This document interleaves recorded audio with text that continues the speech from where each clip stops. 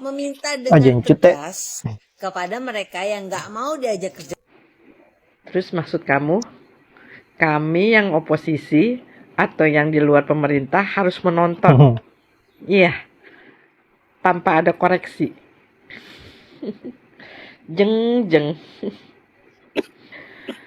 Kan kamu pernah merasakan kubu kamu itu, AHY itu, junjunganmu itu pernah oposisi. Tentunya kamu yang paling lantang bersuara kan? Dulu itu, saya mengagumi kamu waktu itu.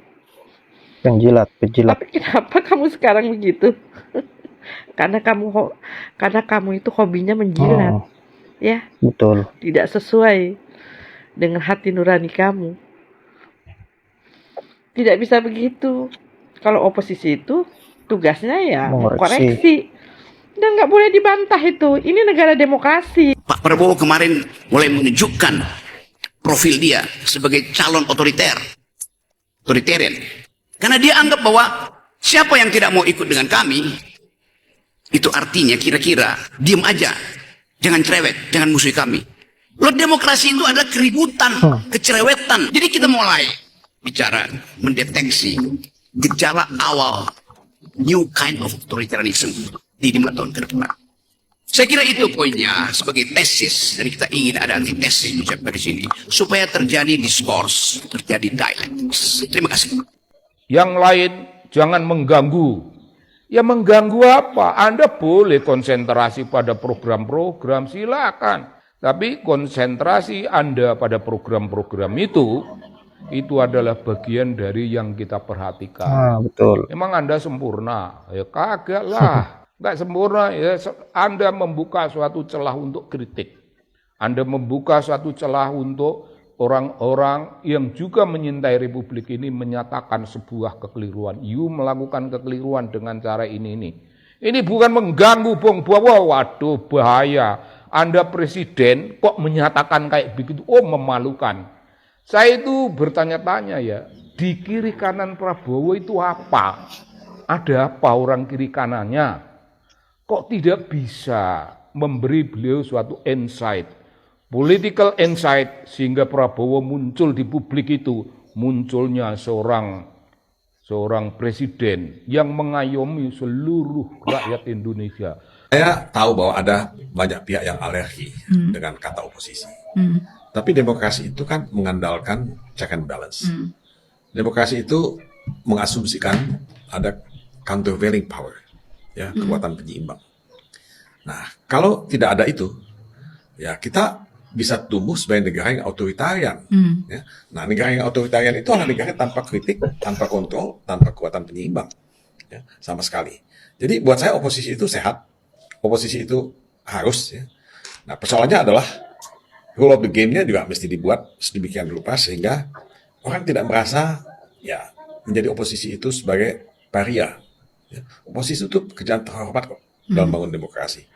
Ya, jadi ya menurut saya kalau kita semua taat kepada apa yang disebut demokrasi, ya kita mesti menerima oposisi. Saya nggak melihat ada alasan untuk tidak melakukan itu.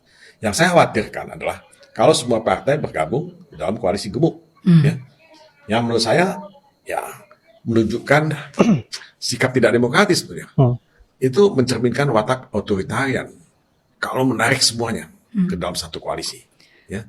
Dan itu bahaya buat demokrasi. Kita nggak bisa menyebut diri kita demokrasi lama-lama dengan itu. Saya terus terang merasa terganggu dengan pernyataan Pak Prabowo yang mengatakan, oke, kalau tidak masuk, ya nggak apa-apa, tapi jangan mengganggu.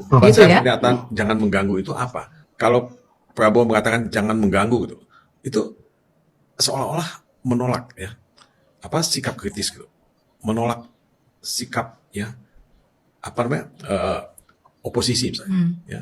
Walaupun oposisi kadang-kadang diartikan sangat salah ya oleh banyak pihak. Tapi menurut saya sah saja kok kalau dia jadi oposisi ya pada dua pemerintahan.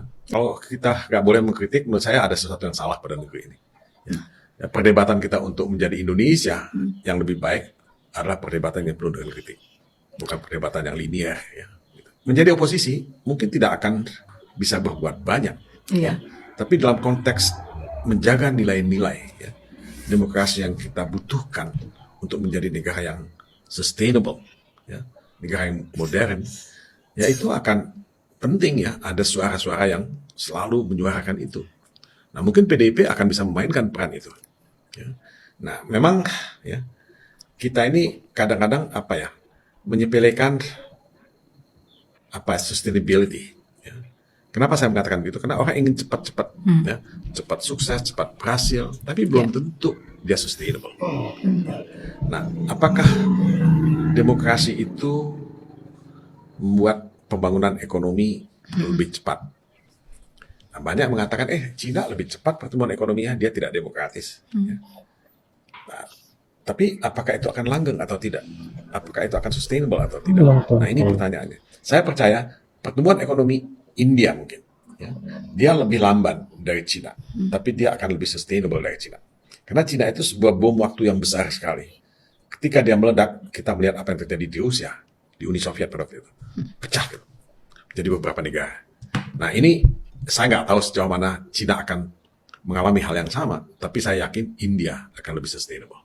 Nah, apakah saya milih demokrasi? Apakah saya milih pemerintahan otoritarian? Saya akan milih demokrasi, walaupun pertumbuhan ekonomi yang lambat. Pemerintah menganggap oposisi itu buruk. Lah, oposisi itu pengawasan kekuasaan. Sejak detik seseorang memegang tampuk kekuasaan, pada detik itu juga oposisi bekerja supaya kekuasaan tidak menjadi totaliter, tidak menjadi otoriter. Jadi oposisi itu bagian integral melekat pada sistem demokrasi. Kalau nggak perlu oposisi, ya jadikan sistem kerajaan. Jadi kelihatannya pemerintah nggak paham apa itu demokrasi, karena menghambat oposisi. Di negara-negara maju, di Eropa misalnya, oposisi itu digaji negara. Sengaja digaji negara supaya memeriksa proposal pemerintah. Demikian juga universitas. Universitas tugasnya adalah beroposisi secara teoritis, secara gagasan, pada seluruh aspek kehidupan negara, terutama yang dipromosikan oleh pemerintah. Karena pemerintah itu kerjaannya mempromosikan sukses. Sukses itu dipromosikan oleh pihak luar, bukan diri sendiri mempromosikan sukses. Itu namanya selfie. Karena itu penting oposisi itu. Yap, itulah respon dari para tokoh-tokoh dan juga ada emak-emak yang tidak setuju dengan apa yang menjadi statement Pak Prabowo, seolah-olah tidak ingin ada yang menjadi oposisi, dalam artian sangat keberatan dengan ketika ada yang mengkritisi setiap kebijakan-kebijakan yang dia lakukan. Nah, dengan hal inilah respon para tokoh-tokoh sangat nohok dan penjelasannya sangat luar biasa, dan saya sepakat. Salah satu yang ada di video mengatakan bahwa pemerintahan Prabowo ini awal mula bangkitnya otoriter,